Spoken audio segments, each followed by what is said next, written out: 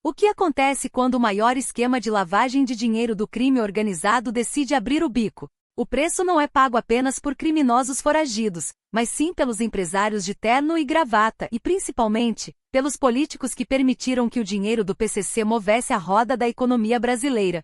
Esta não é apenas uma operação de combate ao crime. É a ponta de um iceberg que está prestes a afundar navios em Brasília e na Faria Lima. O Ministério Público de São Paulo está no centro de uma articulação que promete ser o maior terremoto político e financeiro desde a Lava Jato. O alvo são os líderes do esquema bilionário de lavagem do PCC, revelado pela Operação Carbono Oculto deflagrada em agosto. Mas o que está realmente em jogo aqui não são os 350 milhões de reais apreendidos inicialmente. O jogo mudou. O MPSP, agora, está negociando um acordo de delação premiada com os principais alvos da Carbono Oculto, e a condição imposta pela instituição é dura, clara e fatal para quem está por trás das cortinas. A colaboração só será homologada se for abrangente e segura, e, nas palavras dos próprios investigadores, sem enrolação. Isso significa que o Ministério Público não quer apenas ouvir o que já sabe. Ele quer ir além. Ele quer nomes. Nomes de quem está no topo da cadeia. Quem são os prováveis delatores?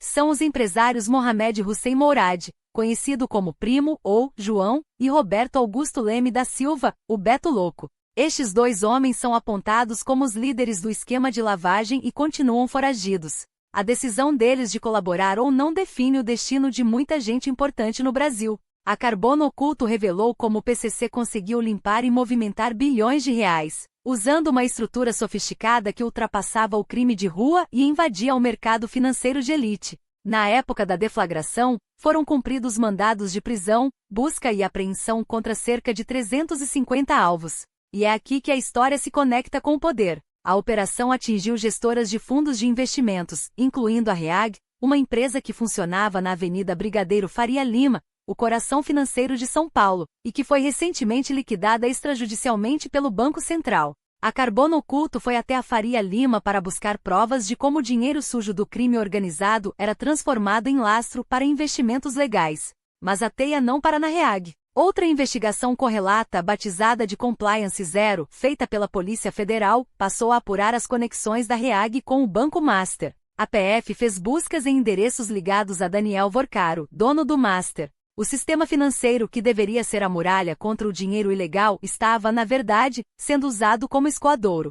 Estamos falando de bancos e fundos que teriam se tornado facilitadores do crime. E essa é a parte que a Faria Lima preferia que ficasse em silêncio. Mas o perigo real para a classe política está na segunda ponta da delação. Investigadores do MPSP, que estão à frente dessas operações, não descartam, e na verdade, esperam o envolvimento de agentes públicos e políticos no esquema de lavagem. No ano passado, houve tentativas de uma colaboração por meio do Ministério Público Federal no Paraná, mas as conversas estagnaram. Por quê?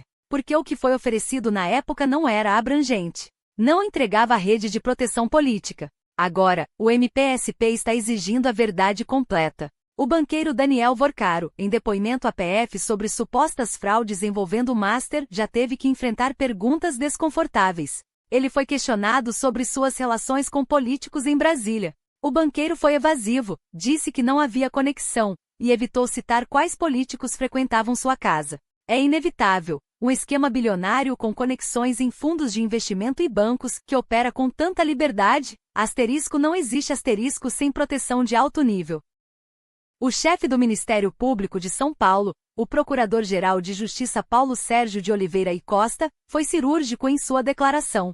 Ele não quis falar especificamente sobre o acordo de delação, mas subiu o tom.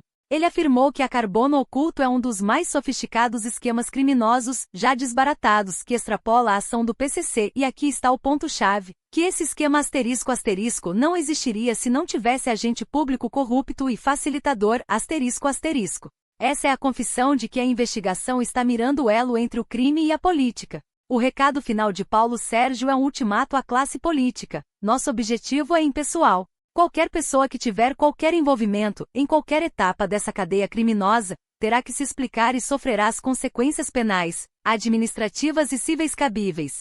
E o alerta final que deve tirar o sono de muitos gabinetes é esse: chegaremos não só a empresários e empresas, mas a agentes públicos e eventualmente até políticos. A condição de delação do MPSP é a prova de que a lista de Mohamed Hussein Mourad e Roberto Augusto Leme da Silva não é pequena. Se Primo e Beto Louco decidirem colaborar de forma abrangente e segura, eles não entregarão apenas a rede interna do PCC. Eles entregarão a chave para desmantelar a máquina de corrupção que permite que o crime organizado prospere dentro do sistema. O que está em jogo é quem, na Faria Lima e em Brasília, emprestou seu nome e seu poder para lavar o dinheiro do maior grupo criminoso do país. Esta delação, se confirmada, pode ser o terremoto que a política brasileira estava esperando. E desta vez, os atingidos não terão para onde fugir. Acompanhe as atualizações deste caso aqui no canal. A história completa está apenas começando.